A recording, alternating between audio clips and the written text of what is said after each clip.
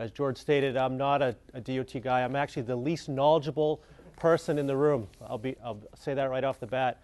And George, all these great people from New Hampshire DOT that are here today, I actually work for them.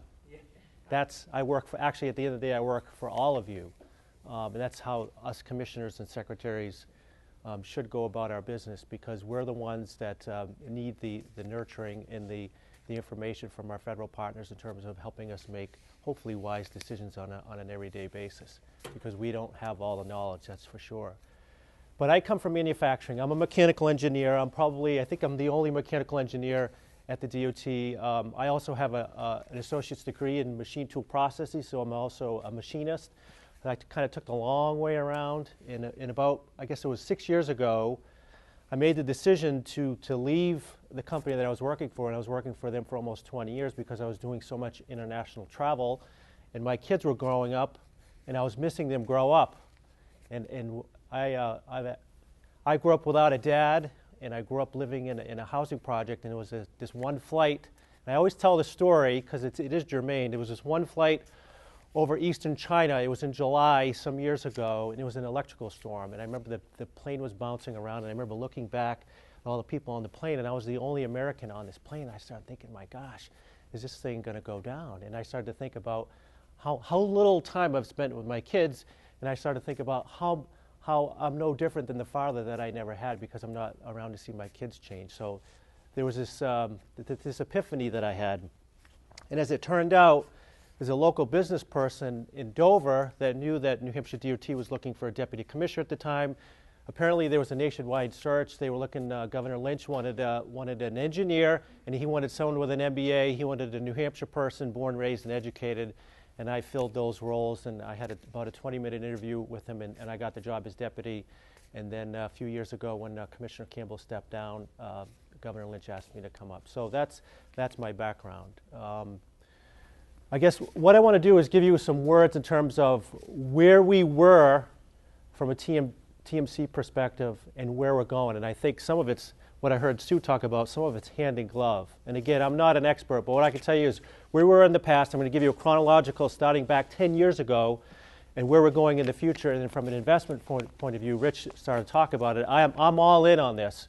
So to the extent that we can get the funds both from our federal partners, and we've been successful from an asset management perspective, and I do want to get off script and talk a little bit about that, George, because it is hand in glove with performance metrics. And I want to be able to take all of you in as I'm walking around. So in 2004, Butch Knowlton, I don't know if you know Butch Knowlton. Butch Knowlton was our director of operations, fantastic guy. He retired a couple of years ago. But Butch was a bulldog, right? If he wanted something done, he would get it done. So back in 2004, and I see you shaking your head, there was a vision to construct the TMC. And it was also going to be co-located with emergency operations, which is the state police, okay? And I don't know what your state is like, but not necessarily the DOT and the state police and the Department of Safeties necessarily have a great relationship. So there's been some work there. So we wanted to co-locate with the New Hampshire Emergency Operations Center, 911 dispatch, all in the same room with the state police. So we invested about 20% or $2 million into the $10 million investment, the IPOC, okay? So that's in 2004. If we fast forward a year later to 2005 and 2006, New Hampshire ITS architecture in the strategic plan developed. That was a federal mandate from our federal partners saying you're going to get moving along on that, which we did. We also did a lot of focus on cooperation and communication in between agencies. And if you think that it's hard communicating within your own agency where you have 33 different bureaus, it's much more, as Sue smiles over there, it's much more difficult when you're trying to get your own other state partners on board. And let me digress from it. Up until about 5 years ago, before Governor Lynch became governor, state agencies did not get along very well in New Hampshire. There was a lot of silos, and I think somebody calls it the cylinders of excellence in New Hampshire, and we've been trying to break that down. We actually have a commissioners group that gets together once a month. There's about 20 to 22 of us that sit around a table like this and talk about best practices and how we can help each other out. As a matter of fact, our performance metrics tool, the Balanced Scorecard, is now the standard working its way through state government. So Environmental Services is using it, Health and Human Services is using it, and also the Department of Safety. So in 2007, the TMC opened. It was on 9/11/2007, very symbolic.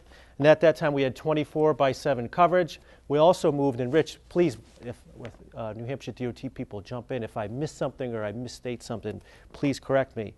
But we moved the dispatch from the districts into the TMC, which necessarily wasn't a slam dunk in the beginning, and we had to work at that, okay? Even in the wintertime, there was a few years ago that Commissioner Campbell wanted to move it all into the TMC, but some of our districts, it's better that the emergency operations, like in District 1, stays by itself, okay? So the ITS devices included safety and security cameras at our 3 Portsmouth bridges and then several bus stations, 12 hours, 6 DMS, in a tri-state agreement with Maine, New Hampshire, and Vermont, and we're trying to expand that out. Also included the 511 system, which wasn't very good, and we have our next generation that's coming on board. We're trying to make that better. And then also many opportunities to improve long-term maintenance plans. As I stated earlier, there was a major learning curve for the operations of the TMC, including maintenance, okay? And you probably heard some of that. Also on our I-93 corridor, which is our main project in the state, putting out the cameras, the DMS boards, so on and so forth. And we're continuing to deploy those on I-95 and other areas. Moving on to 2007 and 2013, deployment of ATMS Phase 1. Also the ITS devices, radio communication along, again, I-93 from Salem to Manchester, so that's that 20-mile corridor from the Mass border. I know there's some friends here from Mass today. And also, as Rich talked about, the deployment of the fiber optic backbone, and that was part of an ARA grant. There was a $62 million ARA grant in the state, and that was one small part of that was this fiber optic backbone. And now we're getting requests from other state agencies like the Liquor Commission to be able to use that backbone to move information around. So that also brings up another interesting discussion. Can you do that? Are there any federal reasons why we couldn't do that if federal funds were used, so on and so forth? Currently, 2014, we're working on our tri-state agreement with Maine, New Hampshire, and Vermont. A contract has been selected for a vendor. This is on ATMS Phase 2, which includes traveler information systems and a data fusion hub. The final contract is scheduled to go before our Governor and Council this May, the May 21st. And how it works in New Hampshire, any contract over $10,000, we as commissioners have to go before our governor and our executive council. So in New Hampshire, we're the only state in the country where we actually have 5 executive council members. They're like mini governors. So every other Wednesday, so 2 Wednesdays a month, these 5 executive council members have a stack of paper sitting in front of them about 2 feet thick of all the contracts in state government, including DOT. We always have the most because of our contract levels, and they have to approve this. So this contract will have to go through the GNC, the Governor and Council. So I need to get 3 out of the 5 votes. And it's not necessarily a slam dunk, these things, by the way, which you think that some of these things would work and go through. They don't. And sometimes politics get involved. If one vendor is selected over another one, more often than not, you get questions on why was this vendor chosen versus another one. So that's in process, which is a big deal.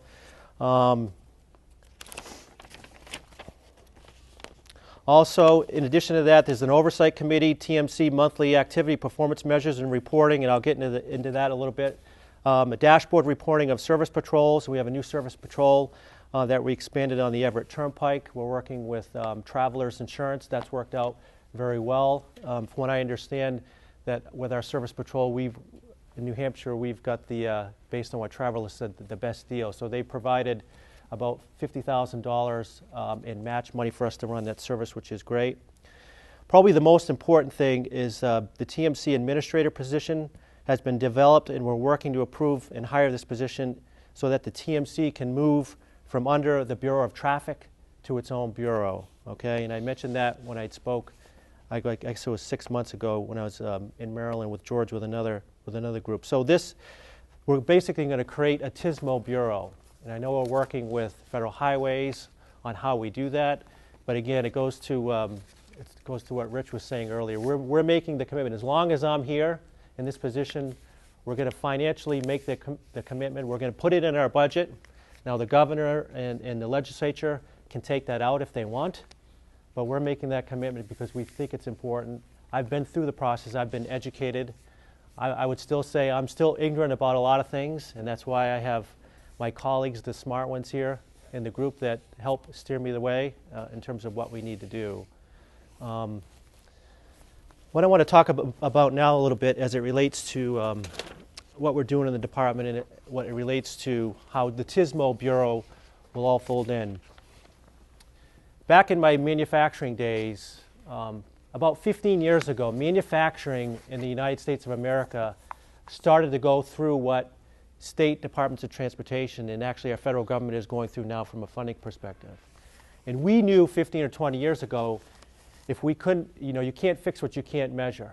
And we knew then 15 years ago in manufacturing, if we didn't have a performance metrics tool, we were no longer going to survive. Because unlike state government where you're on permanent life support from a funding perspective, when you're running an international company, you don't necessarily have that benefit of being on permanent life support financially. So anyway, we created a performance metrics tool. We used what is called the Balanced Scorecard. So when I came into the department in July, it was July 20th of 2008 to be exact, I remember standing up, and this says New Hampshire DOT. When I came in, it had Heidelberg. When I had met with Fran Brzezinski, who's our HR administrator, I brought in my Balanced Scorecard from Heidelberg, and it basically had the same thing. I remember, and we created a real quick draft for the department. Standing in front of, we had our monthly major staff meeting, probably 60 managers at DOT, saying, and I don't know if any of you were in there at the time, saying that we're moving towards a performance metrics tool at New Hampshire DOT. We're going to use the Balanced Scorecard. And I said, at some point in the future, this tool is going to help us get more funding from a state level. And I said, in some cases, the real smart policymakers are going to give us more money for paving or for bridge or to create a TSMO bureau than we're asking for. And I can tell you that the looks that I got back from the audience was like, this guy is crazy. This guy is crazy. I think I used the term before, this guy's totally baked, right? And that's one thing. When you travel around the world for 20 years and you don't speak the languages in the other countries, the one thing you do pick up as a survival is body language. So if there's one thing that I'm maybe pretty good at, is body language. I can tell just by the way someone is sitting, what they're looking, how their eyes look, and that's based on when you're going to China for 20 years or you're going to Japan or Germany where you don't speak the language and they talk in their own language when you're in the meeting. You have to survive, so you pick up on these eye movements and stuff. My point is when I'm looking out at the sea of managers, July of 2008, they thought I was crazy. Okay? Now, this tool, as I said, is being used around state government. Some of the smart policymakers are using it, okay? As George kind of teed it up, we are on the eve of, next week actually, of getting a gas tax signed in New Hampshire. And for all of you, and I could say this because I'm New Hampshire, born, raised, and educated, New Hampshire is a difficult state. It's a challenging state from a revenue perspective. We pride on ourselves on being very conservative and thrifty. But what I like to say is that when you don't invest in maintenance, that's not conservative, right? Because and you guys are all nodding your head, yes. It costs much less money to, I'm going to trip over this wire, to maintain your assets, right? It costs a whole lot less money to maintain your assets while you have them versus letting them go without any maintenance and replacing them some years later. Case in point, we have a bridge in Portsmouth that we just replaced. It's the Memorial Bridge. 20 years ago, and we were going in front of the legislature saying we need more money to maintain these assets, road, bridge, whatever, pavement. It would have been $16 million to do a complete rehab on this bridge. We didn't have the money then. We just wrote a check a few months ago for $81.4 million. Luckily, we got a $20 million Tiger grant that helped us along with the process. But my point is that through performance metrics, through other smart things that we're doing in the department, we were able to get 424 legislators, the majority of them, to go forward with a gas tax in New Hampshire. And that's a big deal. So we're hopeful that it's going to break this logjam in our state, that they're going to see that the value of maintaining the system. And for me, it's all about maintaining our current our current house. So we're going to get out there. We're going to pave some more this year. We're going to fix some more municipal bridges, and hopefully that's going to be the push forward for investment into transportation infrastructure. I'm a little bit off script, but what questions do you have for me? Yes, sir. Just a quick one. I'm very impressed by the guys getting the tax passed. I'm sure it's due to some of your work, so that's awesome. It has career limiting implications, by the way. I probably won't be standing in front of you in 12 months. We hope not. But I just didn't know, in your state, I'm from Rhode Island, does all that increase, does it go towards transportation? Great question. So it's 4.2 cents, and for us in New Hampshire, for every penny we net about $7 million, so it's about $33 million. It's not like Massachusetts where Secretary Davey and Deval Patrick have a multi-billion-dollar transportation program. Now that's a real transportation program. Ours is $33 million. 100% of it is going to roads and bridges and transportation infrastructure. We have a July 1st, 2015, we have a $48 million deficit in our New Hampshire Highway Fund. $0 are going into that New Hampshire Highway Fund, and that funds our operations, okay? That funds all our women and men that plow the roads, that maintain our bridges, that are out ditching and mowing and tree trimming and washing and oiling the bridges, okay? And that's part of when I say it has career limiting implications. The legislature, our Senate president didn't want this gas tax, okay, at all. And it was through brute force and a lot of persistence and a lot of meetings. I met with over 7,000 people the last 18 months talking to businesses and people, and then they came back to the legislature and said, listen, DOT, we've seen all the charts and graphs. They're right. We need to invest, okay? But he made sure that no dollars went towards the department, and that's a problem. So, you know, this thing's it's gonna heat up again this fall, and I'm gonna start the machine back up in July and start going out and canvassing the state and talk about the need to invest in operations. A long answer for your question. Did I answer your question? You did. Okay. I guess Sometimes I get off on a tangent. Yes, ma'am. To clarify, how much of the TISMO mission is going to be into this infrastructure that you're talking about, or is that a completely different? How's that playing in? Thank you for asking the question. It's what I said earlier. We start our budget now, and in New Hampshire we have a 2-year budget. In that budget is going to be that position for that new bureau. We're going to create a bureau, a TISMO bureau, and that administrator position is going to be in there, and I would suspect that we're going to reclass some of our Turnpike positions. Sorry. We're going to take some positions from Turnpike and put them into this bureau. That's what I suspect will happen. I mean, this is where, again, our New Hampshire colleagues are going to come and work with me and tell me what's best. Chris, we should have an administrator, we should have probably 3 or 4 people or 5 people, I don't know what it is, and then we start to massage the budget. And then my job is really, I'm the sales guy. I've never been a salesman in my life, but I'm the sales guy. I take the great smart work from our team and our federal partners, and I go sell it to the legislature. That's my job. Again, I work for Sue and John and Laura and everyone else to get that done. So. Yes, sir. Regarding your fiber, utilize it to generate revenue. You will see a different story. Don't give it away. Yeah, we wouldn't give it away, and that's kind of the rub, because the Liquor Commission came to us and said, hey, it's going 93, you got that fiber going right in front of our front door. Can we tap into it? And we said, well, let us. We don't know what we don't know yet, so let us learn from that. There's also been discussions from a revenue perspective about burying power lines in the state right away, and can you generate money from that. And it's interesting how these numbers, there was an $80 million figure that was taken from Maine. Maine was looking at something years ago. There was this $80 million figure by burying power lines in I-95, and then all of a sudden we have some legislation in our state capital across the street that we could raise $80 million if we buried power lines. And it took us months to unwind that thing, and it's interesting. Yes, sir. On your balanced scorecard, how did you choose what you wanted to measure? Great question. Great question. So on our balanced scorecard, and I actually had a bigger version one, but I brought it over to UNH yesterday. I spoke over there and I got caught in the rain, so the thing got all warped on me. So I had a bigger version.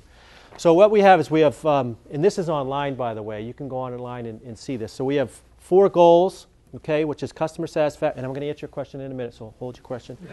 So customer satisfaction, well, if I just told you, it wouldn't mean anything unless I kind of laid the foundation.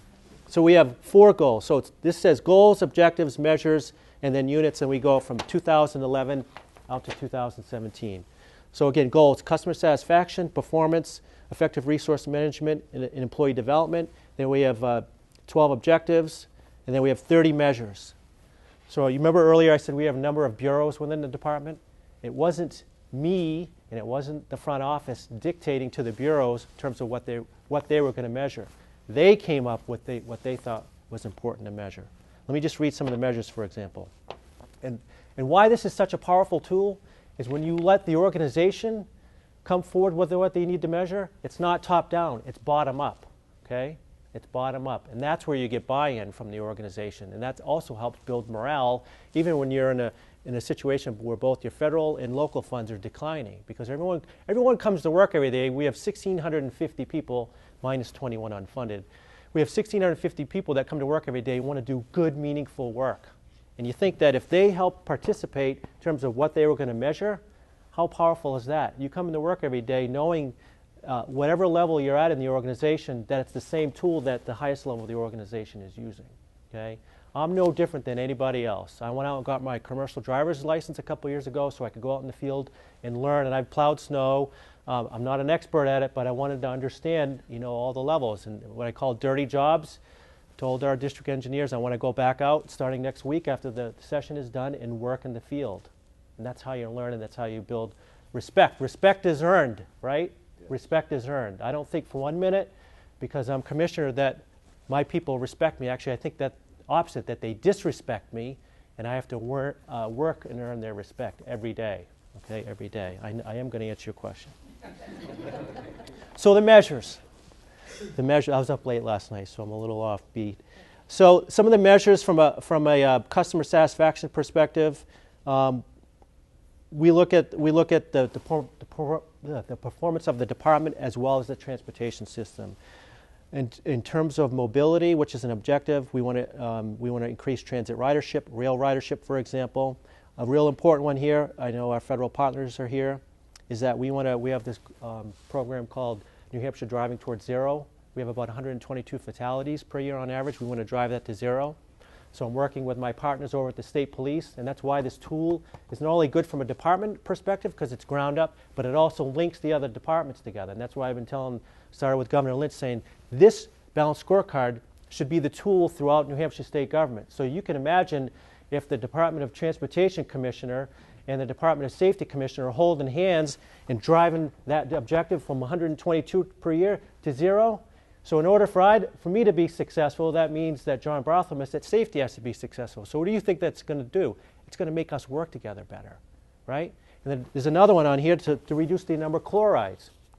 Okay, I-93, that's our big dig project in New Hampshire. In order for us to get to 4 lanes, we can only go to 3 lanes now until we reduce the amount of chlorides. And we want to build to 4 lanes while we have the equipment out there. Okay, it just makes sense.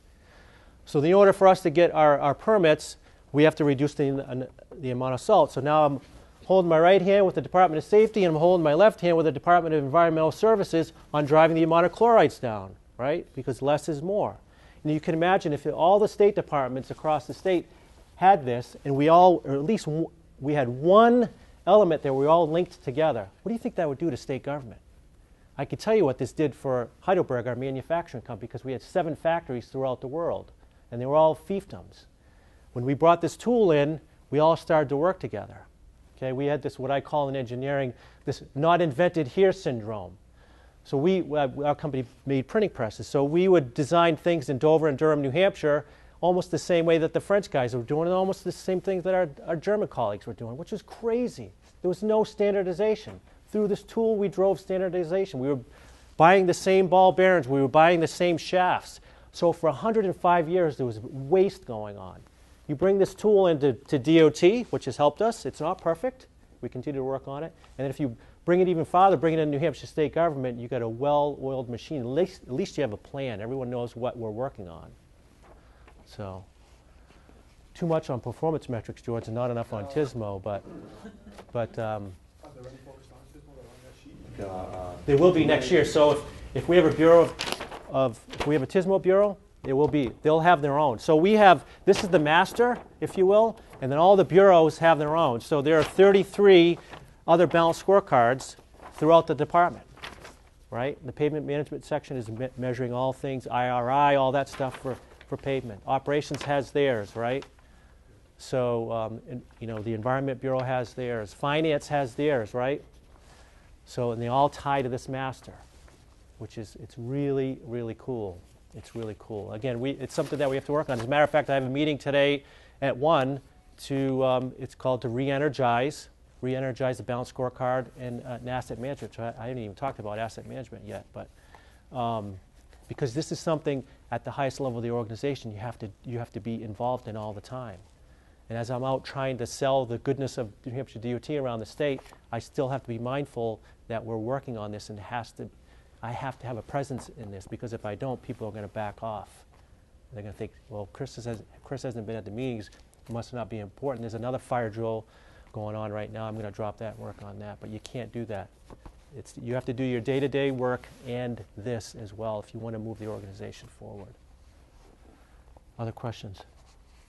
One quick one. You hit on it a couple of times about getting some public feedback and customer satisfaction and all of that.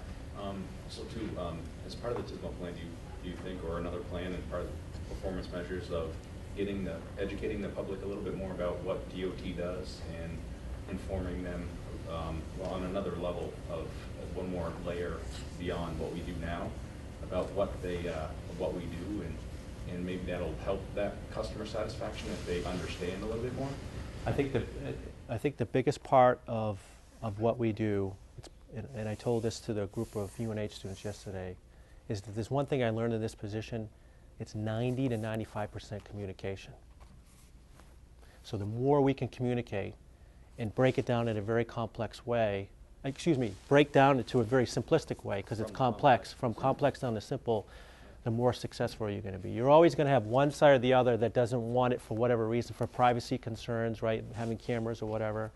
Or if you get the far right that doesn't want to invest in anything because they're more about cost down. The more you can communicate in a simple way, the more successful you're going to be. So you're planning on keeping it as simple as possible? Yeah, yes. I mean, the short answer is yes. How we're going to do that, I don't know. I mean, you're asking a question, unfortunately, I don't know how we're going to do that yet. But simple is better. I mean, simple is better. If you look at it's called Roads to New Hampshire's Future, the presentation that we used for the last 18 months, it's very simple. The charts and graphs, we really made them as simple as possible, showing what happens when you don't invest. It's $50,000 per mile to maintain a good or fair road, and when it goes to poor, it's $1.1 million per mile to do a toll reclamation. And what happens when you don't maintain your bridges? It's exponentially more. I tell a story. I'll just tell one more story, George, and then I'll get off the stage. This was before I was even in transportation. I say my first trip to China as a 20-year-old engineer was a much different trip to China when I made my last trip as a late 40-something-year-old engineer. China completely invested in transportation infrastructure over the course of that 20 years, and we as a country didn't. Last year, China invested almost 10% of their GDP into transportation infrastructure, $109 billion. Most European countries invest about 7% of their GDP in the transportation infrastructure. Canada did 4% of their GDP. Guess what the United States of America did? The greatest country in the world, what we invested last year, 1.6% into transportation infrastructure. Eisenhower built the interstate system 60 years ago, and we have done a very poor job maintaining it, okay? And we're not much better in New Hampshire, okay? In some cases, I feel we should be ashamed, and we need to get back to our greatness, and it all starts with transportation. It all starts. Everything. Without transportation, nothing moves. Our goal and our mission is to support the economy, period. You don't have education, you don't have health and human services, you can't move goods and services around. And I think people are starting to wake up to that now and starting to understand that it's a whole lot less money to maintain and preserve than it is to build new. So. I think that point, Bill, certainly, that should, we're showing those numbers across the board will certainly help people's understanding and appreciation for the transportation agencies. Yeah, it should. I mean, any logical, rational person would say that you need to do something. And on, this 4-cent gas tax in New Hampshire, equates to about $16, $16 per year for the average motorist per year. So, One last. yes. Yep. I'm sorry, I didn't see you there. Okay, like you, I'm an ME, and I've got a private sector background. So Right. could you touch on, because I'm probably having the same concerns and challenges as you are, Yeah. is introducing a private sector mentality to a public sector entity. They don't necessarily pair up. I can tell you that. It was one of the things I said yesterday. You know, all these tools that I brought from private sector to state government, if you could show a return on investment, an ROI, you could show all the charts and graphs that make sense for an investment. You know, in private sector, you know, I could go to the CEO, get the money, and move forward. I bring that same kind of intellect and energy and vigor into this job, and you run into a buzzsaw. So I guess what I would say there is remain persistent. Don't give up. If it makes sense, if you know it's the right thing to do, then keep doing it. Okay? And some of it's going to come down to leadership too, right? Leadership is disappointing your supporters at a rate that they can handle. And at any given day, right? Right? Leadership is disappointing your supporters at a rate that they can handle. If you're making everybody happy every day, you're not doing your jobs. And it's true. And I told my senior staff 18 months ago when we went into this gas tax debate, I said, most likely I'm going to be taken out in the process because I'm going to run into a buzzsaw. We have 424 legislators. Our state is designed not to change, okay? We also have an executive council, okay? But if you feel it's right, and back to your point, if you feel it's right, you got to get out and communicate. Again, communication is not, this is my view, 95% of what we do in state DOTs is communicating and effectively communicating and constantly communicating. I've never presented the same presentation, Roads to New Hampshire's Future, so many times as I've never done one presentation twice in my entire life. My private sector career, I was going to one customer in England, the next week I was going to China, the next week I was going to Germany. Each presentation was a little bit different based on what printing press they were going to buy. I've never presented the same thing over and over and over and over again. I was going crazy. But the benefit that I had to that, everyone knew. So when I went in to see the Senate President a few weeks ago to kind of bury the hatchet and all this stuff, I walked in, the first thing he says, well, Chris, you got the attention of the entire state. Now I've got to do something about it. So that was good, right? So don't give up. You're going to get frustrated. I get frustrated every day because of these things that you would never deal with in private sector, especially when it comes to finances. You have this massive organization, right? 1,600 people, a $700 million budget, and you have to go across the street every 2 weeks to ask to spend $10,000 on a contract. Give me a break. You know, and try to keep everything going, right? We're in our season right now. And these guys are yelling at me at the time. We need equipment. We need to get these contracts through. We're ready to go. So don't give up. Did I answer your question, or? I was just curious Okay. if you had any unique challenges, but yeah, the persistence will be. I think the budget's one. You know, our fleet is, $75 million fleet. We should be turning over about 10% of that every year, about $7.5 million. In the last 3 years, it's been 2.6 million, 2.5 million, and 2.6 million. So we're spending more time fixing rust than we are having the vehicles out on the road, for example. Investing in this TSMO Bureau. I know it's going to be a slog. It's going to be a drag down, drop down. But we've got to be creative. That's another thing. You've got to be innovative and creative in how you get this stuff done. And that's what I've learned from staff on this, how you get these things done. And before we bring the budget across the river, we call it across the river, that's where the State House is that we're going to be out educating on what we do. And where do you think we're going to be selling? We're going to be selling all the great stuff we're doing on I-93, right? With all the boards. We're going to bring in our state police partners because a couple times per month, and we've been working that with federal highways, we put messages up like don't drink and drive and that type of stuff. So they're going to be part of our messaging, right? Why we need to have this new bureau and what the value that this brings, so on and so forth. So what else? What else while you have me here? Anything else? Ask any question, guys. Yes, sir. You briefly mentioned asset management. How do you think, what's going to be the role of asset management in TSMO? And specifically, what are your views on that? I don't know. I don't know. As I stand in front of you right now, I don't know. I think that's something we're going to have to work out. I mean, how I look at asset management, and this is a very parochial view, is that today, say we have a bridge, we can't effectively communicate the value of that bridge and what happens when you don't invest in maintenance, okay? And when you try to articulate that message to the legislature, they say, hey, you guys, this is standard. You always come in and say you want more money every year, okay? 2 years from now, hopefully 2 years from now, all of our pavements, okay, all 4,600 center lane miles of roads, all 2,143 state bridges, we will have a spec sheet on every one. And we'll know that this bridge, where it is in its useful life, and what happens when you don't invest in maintenance, right? The value of that asset that all the New Hampshire residents own is going down. And then if we want to go out and bond, right? Bond is taking out a loan, you're basically renting money. If you want to go out and take out a bond, if that asset is in poor condition, like your house, if you want to get a home improvement loan, what happens? You pay a higher interest rate. So you can imagine that if through asset management, that all 2,143 bridges, all 4,600 center lane miles of road, all 100,000 signs that we have, all have their own spec sheet and it has a value to it, the legislature is not going to be able to hide anymore because that information is going to be public. And they're going to start to say, wait a minute, our transportation infrastructure is going down in value because we're not maintaining it. Why are we not maintaining it? Because you guys don't want to raise fees or taxes because you want to get elected again. That's the simple version. But that's, at the end of the day, that's what it's all about. And how that's going to tie into TSMO, I don't know. But there's a lot of smart people here around the table from NHDOT that are going to figure that out and tell me what I need to tell them across the river. So, again, I work for them. I mean, guys, jump in. If I'm missing something. I would just say that, Yeah. well said, but the PMs need those to know how you're doing. The assets are what you have, what's the condition. So it's part of the transportation asset management plans that we're now required to be working on. Right. Ours isn't done by any means. I think it's just conceptually being done, but it's definitely part of it, yeah. You need to know what you have. And today we can't articulate that.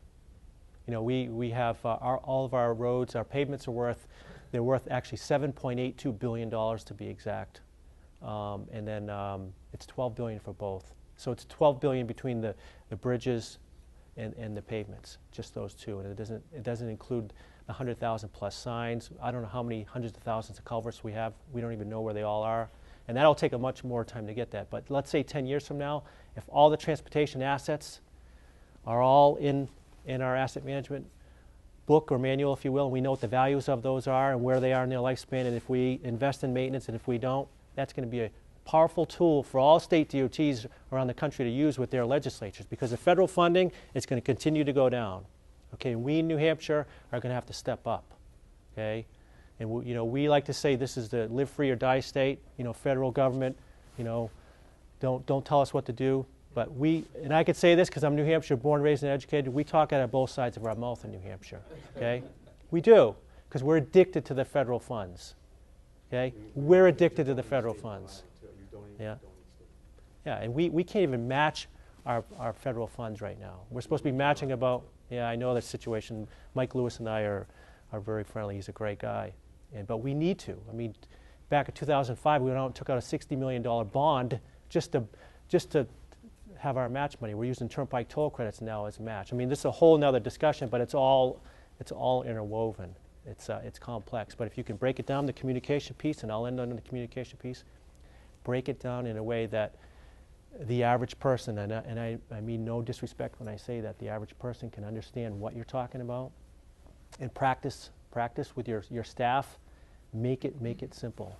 Look at the presentation. Go on our website, Roads to New Hampshire's Future, and look at that presentation and how simple it is. That thing's been honed and perfected. I'm actually going to have my wife frame it. My wife owns an art gallery in Portsmouth. I'm actually going to have her frame that presentation up.